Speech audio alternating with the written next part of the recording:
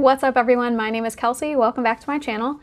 Today we are talking about Felix Ever After by Kacen Callender. This video is a review of sorts. This is how I do my review videos. If you want more information on why, I'll link the video up above. But basically it's just going to be me trying to convince you that you need to read this book using 3 fairly specific reasons. So this book, there's a few content warnings I want to talk about real quick. There's quite a bit of transphobia in here. There's a forced outing, harassment, dead naming off page, and a bit of discussion of dysphoria. This is going to be a non-spoiler discussion, but I am talking about major themes that run throughout the course of the book, so if you don't want to know anything, please leave. But I'm not going to be discussing like detailed plot points or anything like that. So this book follows Felix, our main character, who is in the middle of a summer intensive program at his private school in order to prepare a portfolio to apply at an Ivy League school and hopefully earn a scholarship. One day at the school, Felix comes in and someone has posted photos of him from before his transition along with his dead name, and it sort of sets off a chain of events where Felix is being harassed online by this same person, and he is convinced he knows who it is. There's like a long-standing rivalry between him and another student, and in order to get revenge for this outing, he tries to catfish this other student, but ends up kind of falling for him because of the conversations they're having, and it kind of lands him in the middle of what is kind of a love triangle. So on that, I'm just going to get into the reasons I think you need to read this. First is the theme of love.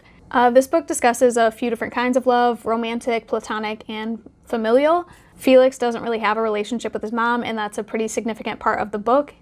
And he also has some discussions with his father about his father and mother's relationship before she left. Felix also wants to fall in love, like romantic love, and he feels like he's never experienced that, and he worries that he doesn't deserve it, or it would be too hard to love him because he's black and queer and trans, and he thinks that's just, he worries that that's too much for someone to deal with. And he does experience or begin to experience love throughout this book, but there's a big takeaway that we are capable of different kinds of love with different people, and we are capable of loving different people throughout our lives, and there's nothing wrong with that. But also that not everyone that we love and not every kind of love we experience is going to be good for us or is going to work in our lives. And also that there's no guarantee that the people that you love are going to love you back in the same way.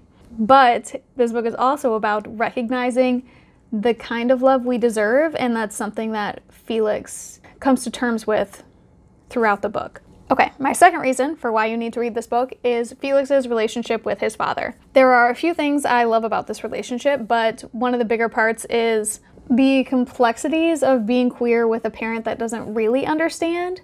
If you read a lot of young adult, especially queer young adult, you see that there tends to be parents on 2 ends of the spectrum. They're either completely supportive and understanding, or they reject or disown their kids, and there's not a lot of gray area, and Felix's dad really embodies that gray area. He has been, on paper, very supportive. He got Felix the proper medical care, and he works hard to financially support Felix's transition, but you can tell he doesn't really understand Felix's feelings, and he goes out of his way to avoid using Felix's name and pronouns, and even in the book, he uses Felix's dead name. I think that's such an important aspect to put into young adult books so that teens can see that there's nothing wrong with expecting people to learn and do better, and that parents don't always know the right answers, and you can acknowledge and see that people are trying to understand you and still expect them to do better.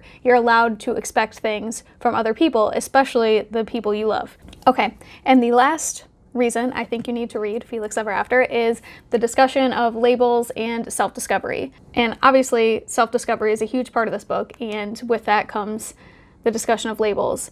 Felix is struggling with his identity. He knows he's trans, he knows he's not a girl, and that has never felt right to him. But now that he's settled into his transition a little more, he's questioning whether trans boy or man is always right for him. The book has perspectives from like both sides of this idea, where, you know, people who love labels and feel like finding a label was a godsend to them and that it really helped them understand themselves and feel connected to the people around them. But also there are perspectives from people that don't want labels and feel like labels put them in a box and require them to act a certain way. And I really like how this book handled that. But Felix, throughout the book, explores different labels and different identities that he could possibly relate to. And there's one page that I want to read from because I think Kacen Callender really nailed this feeling when you find a label that works for you, that resonates. Okay, page 278. I smile a little, I smile and then outright laugh, and I might even begin to cry a little, because I know what Bex was talking about now, the confidence that spreads through me. I know that this is right. It's kind of amazing that there's a word that explains exactly how I feel, that takes away all of my confusion and questioning and hesitation, a word that lets me know there are others out there who feel exactly the same way I do. Oh, damn.